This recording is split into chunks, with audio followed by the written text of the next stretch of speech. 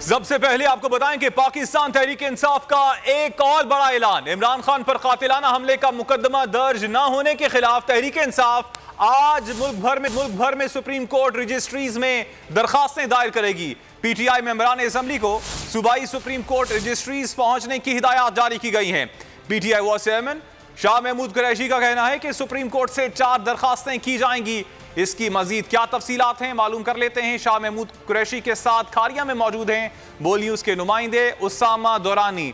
Ji Usama, over to you. Pakistan Tehreek Insaf के vice chairman Shah Mahmood Qureshi हमारे साथ इस वक्त मौजूद हैं, इनसे बात करते हैं। जी शाह साहब, कल आपका रजिस्ट्री पे जा रहे हैं सुप्रीम कोर्ट रजिस्ट्री में, इसके मुतालिक कुछ बताइए। कल सुबह जितने पंजाब के MNAs हैं, MPs हैं, उनको हमने दावत दी है कि वो जमा होंगे पंजाब असेंबली में।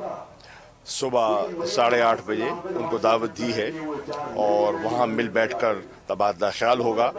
और तबादला ख्याल के बाद जो पटिशन हमने बनाई है, जो कि सुप्रीम कोर्ट की जो लाहौर की रजिस्ट्री में हमने जमा करानी है, उस पर दस्तखत होंगे और उन दस्तखतों वाली पटिशन को हम लेकर जो लाहौर रजिस्ट्री है वहाँ जाएंगे और अपनी पटिशन जमा कराएंगे। जो हमारे MNAs हैं, MPs हैं खैबर पख्तूनख्वा के, वो पेशावर जाके जमा कराएंगे।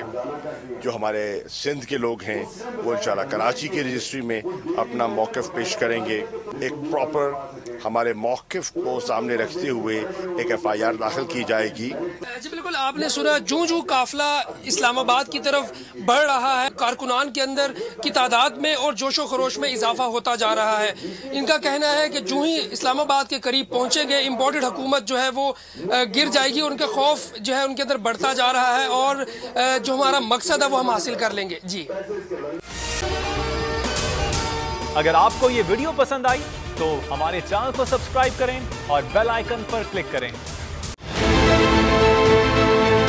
बहुत अच्छी कवरेज की, ये मार्च की तो जबरदस्त कवरेज थी, बॉल की प्रॉब्लम सबसे बेस्ट थी।